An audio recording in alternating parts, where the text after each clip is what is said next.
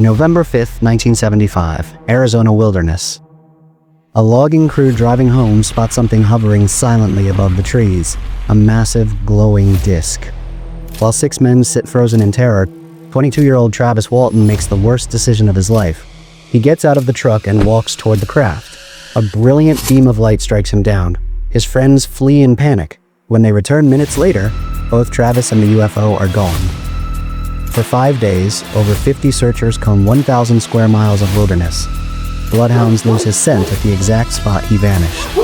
Then, a frantic phone call in the middle of the night changes everything. Welcome to Sketchy Phenomena, and today we are covering the Travis Walton incident, one of the most thoroughly investigated alien abduction stories in history.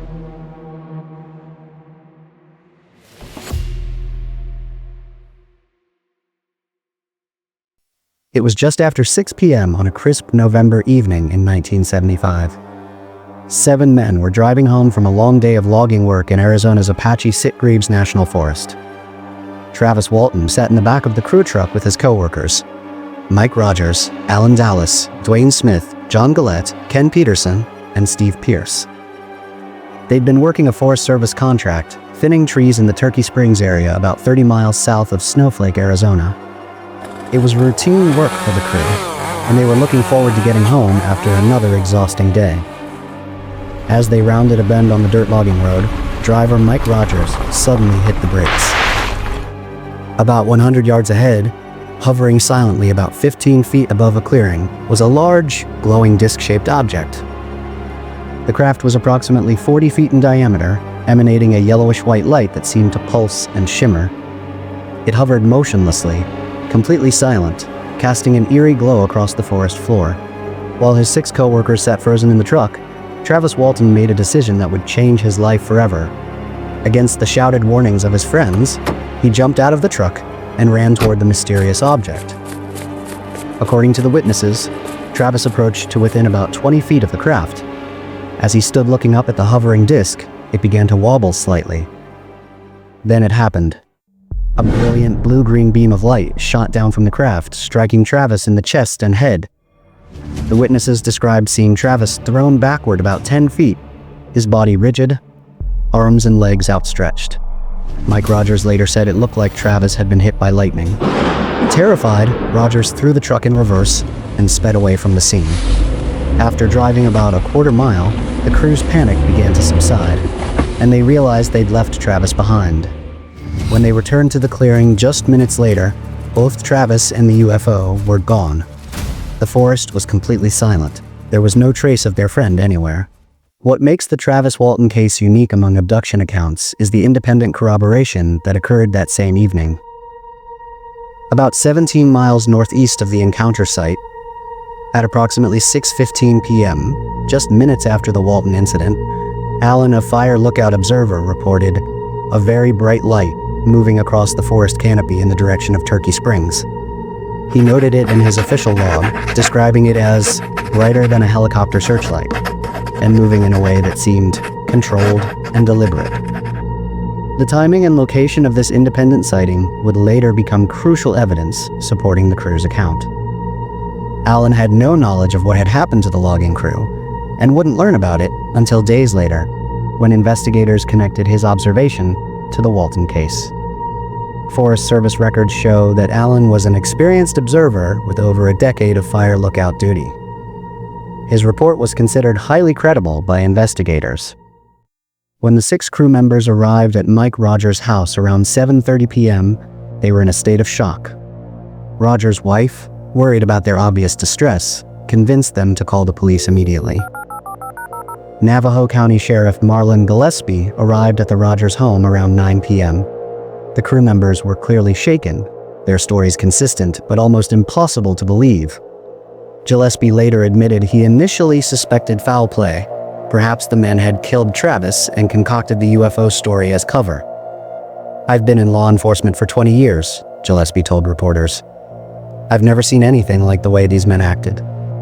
They were genuinely terrified. The sheriff organized a massive search operation that began at first light on November 6th. Over the next 5 days, the search involved over 50 volunteers from the local community, multiple law enforcement agencies, search and rescue teams with tracking dogs, Forest Service personnel, and helicopters scanning from above. The search covered over 1,000 square miles of rugged wilderness. Bloodhounds were brought to the site and given Travis's scent from clothing at his home. The dogs tracked to the exact spot where the crew said Travis had been standing when struck by the beam. Then the trail simply vanished. As the search continued with no trace of Travis, suspicion began to fall heavily on the 6 crew members. Sheriff Gillespie arranged for polygraph tests, convinced that the men were hiding something about Travis's disappearance. On November 10th, 5 of the 6 crew members took polygraph tests administered by Cy Gilson, one of Arizona's most experienced polygraph examiners. The tests focused on basic questions. Did you see a UFO? Did you see Travis struck by a beam of light? Do you know what happened to Travis Walton? The results shocked investigators. All 5 men passed convincingly. Gilson, a skeptic who expected to expose a hoax, later stated, "These men are telling the truth. They genuinely believe they saw what they say they saw." Alan Dallas, the 6th crew member, was not tested initially due to health issues, but later also passed a polygraph examination. At 12:05 a.m. on November 11th, 5 days after Travis had vanished, his brother-in-law Grant Neff received a frantic phone call. Grant immediately called Travis's brother Dwayne, and together they raced to the Heber, Texaco station, about 15 miles from Snowflake. They found Travis huddled in the phone booth, looking haggard and confused. He had lost about 10 pounds and sported several days' worth of beard growth. Travis was weak and disoriented. He thought only a few hours had passed since the incident, not 5 full days. Over the following days, Travis slowly recovered his memories of what happened during his missing time. His account was detailed and consistent, never changing even under intense scrutiny. Travis remembered regaining consciousness on what appeared to be a medical examination table. The room was dimly lit and humid, with curved walls that seemed to be made of a smooth, metallic material. Standing around him were 3 beings, approximately 4 feet tall, with large heads and enormous dark eyes. Panicked, Travis jumped up and grabbed a clear cylindrical object from a nearby shelf, using it to threaten the beings. They backed away and left the room through what appeared to be a seamless doorway. Travis explored the craft, finding himself in a large, dome-shaped room with a chair surrounded by controls and screens. When he sat in the chair and touched a lever, the screens showed what appeared to be star fields. Eventually, a human-like being appeared, taller than the others, wearing a blue uniform with normal proportions, but unusually perfect features. This being led Travis through corridors to another room where he was approached by more human-like beings. The next thing Travis remembered was finding himself lying on the highway outside Heber, watching a glowing disc disappear into the night sky above him. What sets the Travis Walton case apart is the physical evidence. Investigators found a ring of pine trees at the encounter location with scorch marks and damaged needles, consistent with exposure to intense heat or radiation. Dr. Joseph Saltz examined Travis upon his return, finding him dehydrated and disoriented but otherwise healthy. Blood and urine tests showed no evidence of drugs or alcohol that could explain fabricated memories. Phone records, work schedules, and witness statements create a tight timeline that makes hoax scenarios extremely difficult to support. Psychiatric examination found no evidence of mental illness or psychological disorders that would explain the creation of false memories. Critics have proposed several alternative explanations, but none adequately address all the evidence. The hoax theory suggests the crew fabricated the story to escape their behind-schedule logging contract. However, this requires believing 7 men maintained a perfect lie for decades while consistently passing polygraph tests and psychological evaluations. The psychological episode theory proposes Travis experienced a mental break triggered by witnessing an unusual but explainable phenomenon like ball lightning. This doesn't account for the multiple independent witnesses, the 5-day disappearance, or the physical evidence at the site. The drug theory suggests hallucinogens could explain Travis's memories. Medical tests found no trace of drugs, and this doesn't explain the witnessed UFO encounter or the disappearance itself. The Travis Walton case has been investigated by virtually every major UFO research organization and skeptical group. The National Enquirer offered $100,000 for anyone who could prove it was a hoax. The reward was never claimed.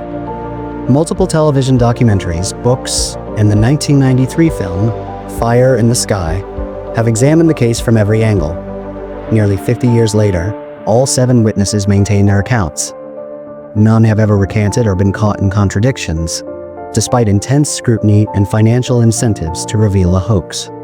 The Travis Walton case presents us with a stark choice: either accept that something extraordinary occurred in the Arizona wilderness in 1975, or believe that 7 men have maintained an elaborate deception for nearly 5 decades while consistently passing polygraph tests, psychological evaluations, and intense investigation. Whether Travis Walton was abducted by extraterrestrial beings or experienced something else entirely, his case remains one of the most thoroughly documented and intriguing unsolved mysteries of our time. What do you think happened to Travis Walton? Let me know in the comments below, and don't forget to hit that subscribe button for more sketchy phenomena. If this strange tale got your mind racing with questions, you're definitely going to want to check out these videos.